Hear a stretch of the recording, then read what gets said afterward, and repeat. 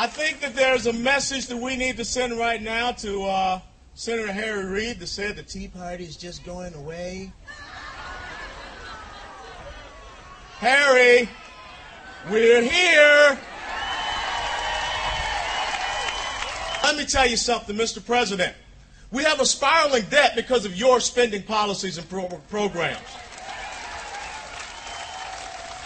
And we need to have a leader that is willing to take responsibility for the 3 years of $1.42 trillion, $1.29 trillion, and now $1.65 trillion of deficit spending, as well as since 2007, we have had $5 trillion of debt added to our nation's debt, 29% held by China. And yet we're already starting to hear on the news they want a clean bill to come before him to raise the debt ceiling.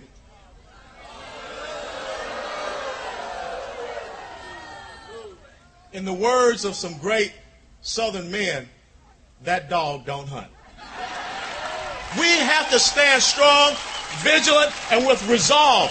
The future is at stake for our country, and now is the time for all of my fellow Americans to rise up with voices stentorian and say we will not go away. The United States of America, its greatest days are ahead of us.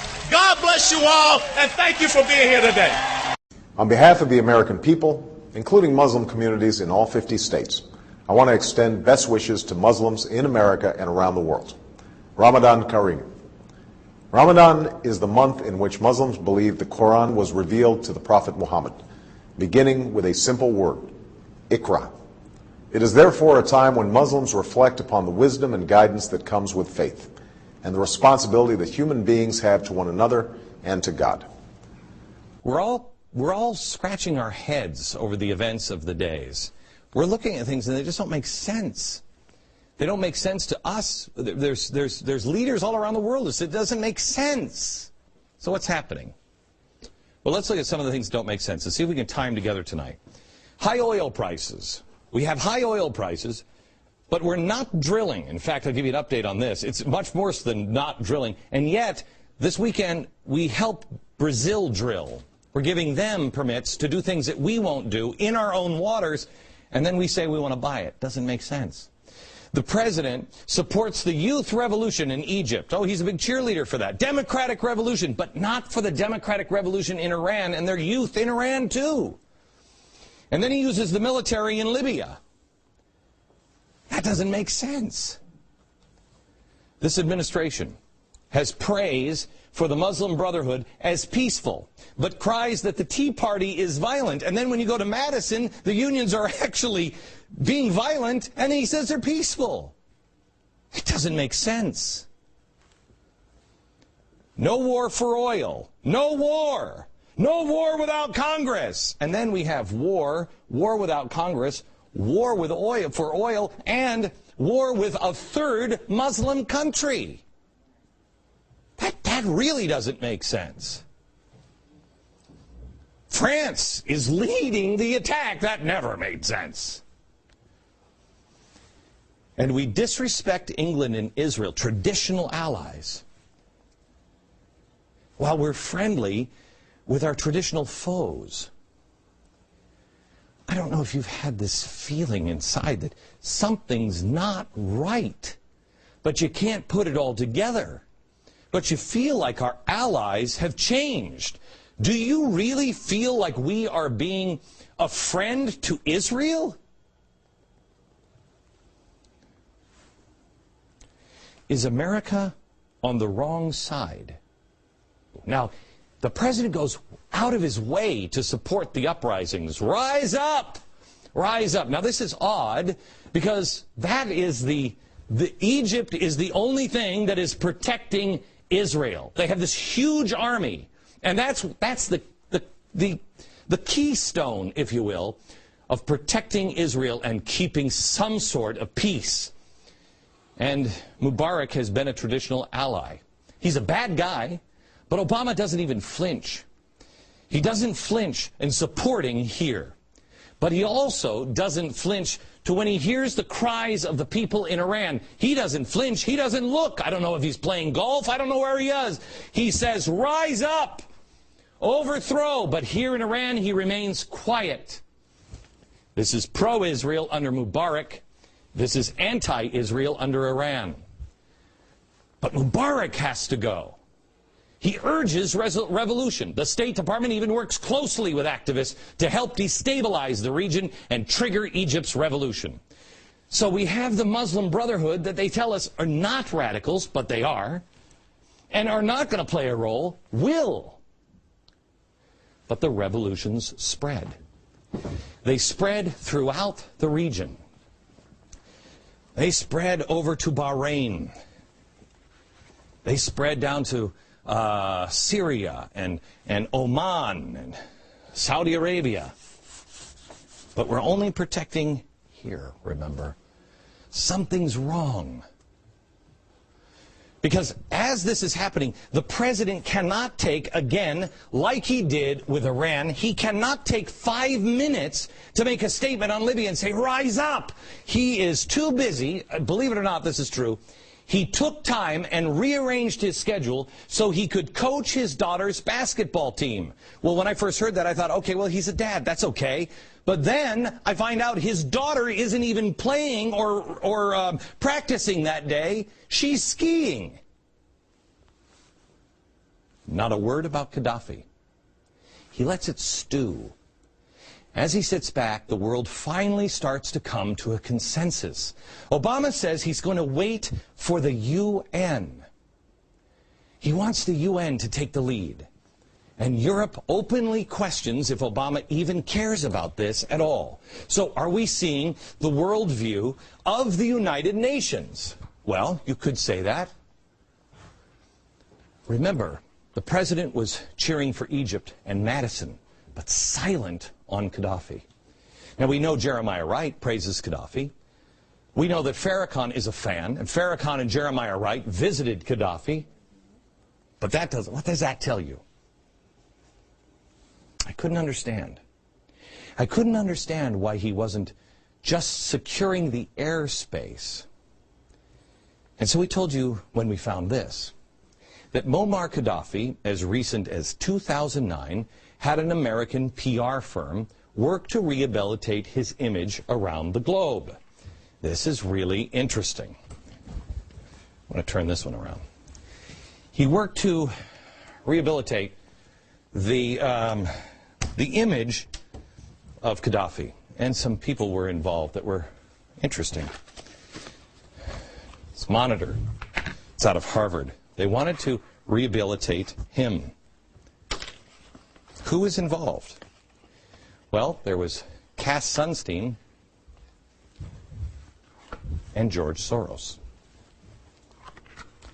Now, Soros is the biggest donor to the Fabian Socialist London School of Economics, the school that Gaddafi's son attended. And Soros helped Gaddafi's son get in. Remember, rehabilitating the image.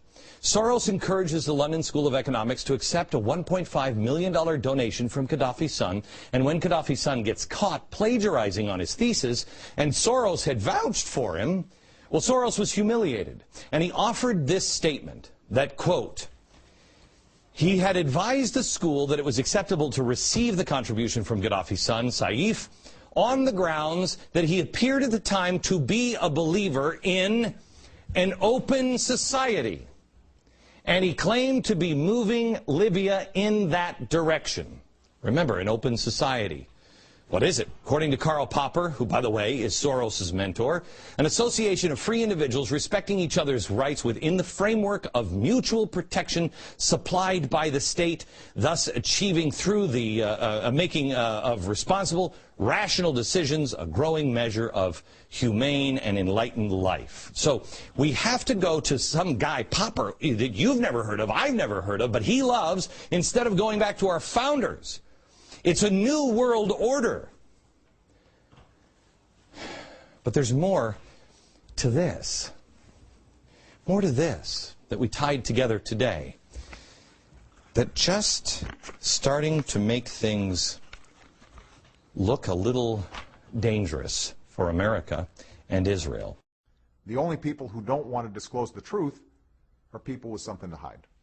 And to that controversial question, Does he believe the president was born in the USA?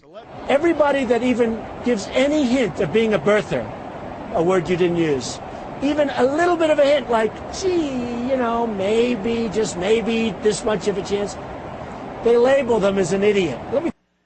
When this nation reaches a point where its citizens cannot constructively criticize its leaders, we are no longer a democratic republic. We have become a nation of tyranny, and that's not going to happen on our watch.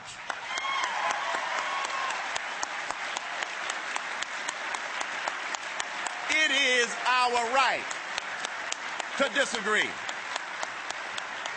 Stay involved. Don't stay home. One of the contributing factors to the current president and the current administration is that too many people stayed home because they didn't see the perfect candidate. Well, let me tell you a little secret. You aren't going to find a perfect candidate that you agree on every single issue that's important to you. I used to tell my listeners, if you can find a candidate where you are in agreement 7 out of 10, that's a home run. Because if you're waiting for 10 out of 10, America is going to continue down the wrong track. Stay involved. The Declaration of Independence was conceived by our great founding fathers. And they didn't intend for somebody to recite, "We hold these truths to be self-evident, that all men are created equal, that they are endowed by their Creator." It wasn't intended to leave that out of a speech.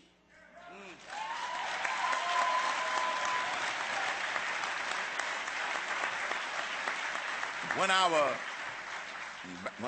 some of our early settlers of this country decided that they wanted to put "In God We Trust" on all of our currency, now you have some people who want to take that off the currency.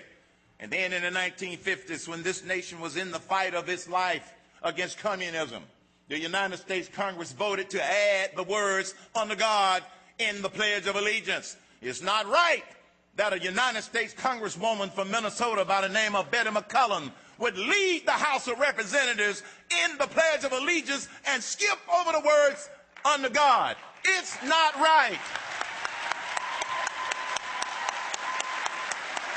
Or the words of the Gipper, when the Gipper said, "Freedom is never more than one generation away from extinction. We don't pass it on to our children in the bloodstream. It must be fought for, protected, or one day we will spend our sunset years telling our children and our grandchildren what the United States used to be like when men were free." I don't want to have that conversation with my grandkids. And I don't think you want to have that conversation with your grandkids. And so we have an announcement to the liberals, the administration, and the president. The United States of America will not become the United States of Europe, not on our watch. Yeah.